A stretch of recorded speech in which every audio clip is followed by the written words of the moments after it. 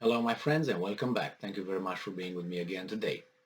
As you probably know, and if you know, I tell you now, there is an international economic forum in St. Petersburg, Russia, taking place, where business and political leaders come together, discuss policies, discuss geopolitical issues, strategic things, and they are asked all kind of questions by the mass media, by the moderator over there. Usually is a foreign moderator from a important news outlet from the West. Usually, I don't know if this year whoever asked whom, but nevertheless, Putin obviously it was his turn, and he made some interesting comments. And he made this. There's a chance to hear it from the horse's mouth, the whatever the horse has to tell to say. So in this case, this article comes from the Telegraph, and this is from June 17th, 2022, and says the title that Vladimir Putin says he has no problem with Ukraine joining European Union. It doesn't surprise me a bit. So let's go and see what's going on here. Russian President Vladimir Putin has said he has no problem with Ukraine joining the European Union. Addressing Ukraine's bid for EU membership during a press conference on Friday, Putin said, and I'm quoting, "We have nothing against it. This is not a military bloc." End quote. Earlier on Friday, Ukraine took a step closer towards joining the EU after the European Commission recommended it to be granted candidate status to join the bloc. Putin claimed on Friday that the EU will lose $400 billion because of heavy sanctions against Moscow following its invasion of Ukraine. He told a forum in St. Petersburg, a forum. It was, as I said, international economic forum. That's every year. A lot of people go over there. A lot of foreign ministers, a lot of presidents, a lot of kings go over there and speak. But anyway, a forum in St. Petersburg, they tried to minimize it. That sanctions against Russia were a double-edged sword, and would only harm the West, accusing some currencies of, and I'm quoting, committing suicide.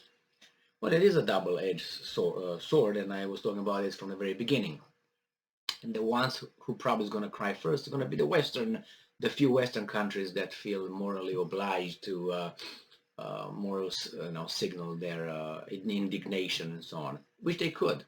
But the problem is you can voice it, you can discuss things, but then you place sanctions on them, it's going to affect you more than they affect them. Remember, those guys are not idiots, just so you know.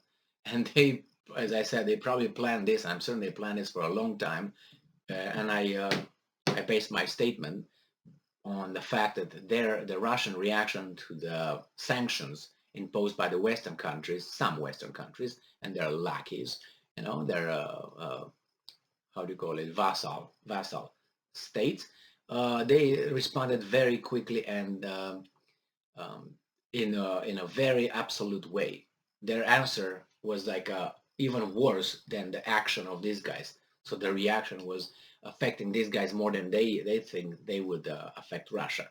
So we're judging, there was immediate, and it showed they just took a file out and said, okay, they did this. Okay, take file S45-9, take it out. Okay, for this kind of circumstance, we do this. Okay, we do this. Let's go move with it. They didn't have to think about it. They already had it. They had everything like stacked and say for this scenario we have this, for this scenario we have this, and this is what happened. And then the Westerns, and they were immediate. It was not like they were scrambling for what should we do. They kicked some banks and off of Swiss system. What are we gonna do? Immediately they said, no problem. We're gonna go with the Chinese, and we're gonna find something else. Oh my God, we can't do this. They were prepared with all of this. So nevertheless, the thing with the committing currency suicide, I see that because the Russians are switching.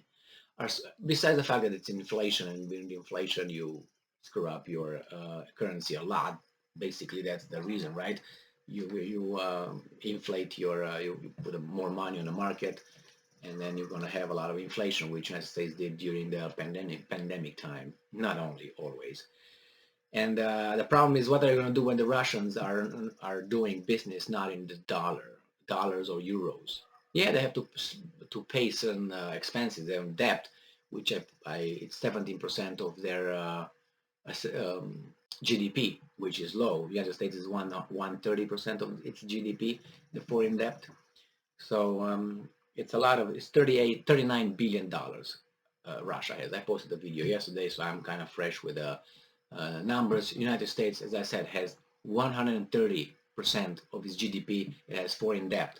It's like you and your wife or whatever, you earn $100,000 a year, and not only a year, because it's more than that, and you have to pay $130,000. This is I know it's not quite the same, but for a comparison, because you don't have a limited, like only in a year you have to pay the $130,000. But nevertheless, versus you have $17,000, and you earn, let's say, $100,000.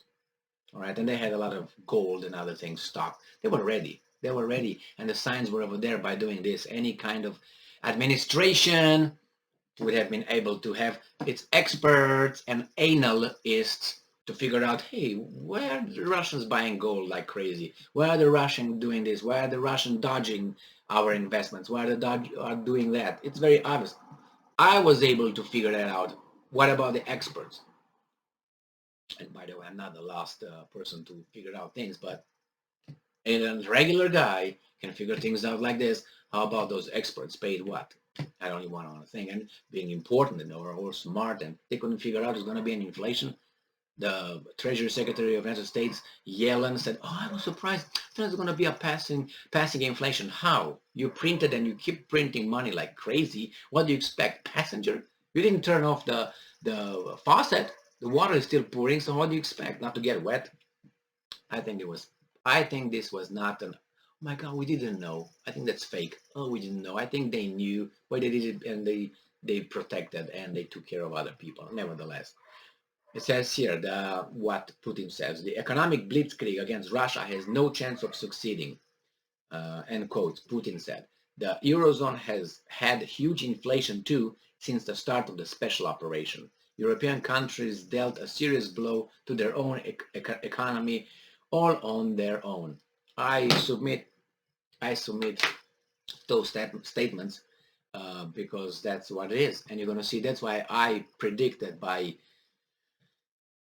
October, November, that area, September, October, November, when the weather cools off and the winter comes towards Europe galloping, then you're going to see the Europeans, we're going to freeze, stop, we're going to vote you out. And then those guys over there who are in a popularity contest to get elected, they will say, oh my God, I will lose the power, guys, do something. And they will pressure the Great Britain and the United States to, I'm talking about pressuring those, I'm talking about France, I'm talking about Germany, I'm talking about Italy. That's one group. The other group is the United States, and it's house servant Great Britain. Sorry, the other ones are bottom feeders, are plantation slaves. That's only the house servant, Great Britain. They will have to go and say, Zelensky, you got to say this.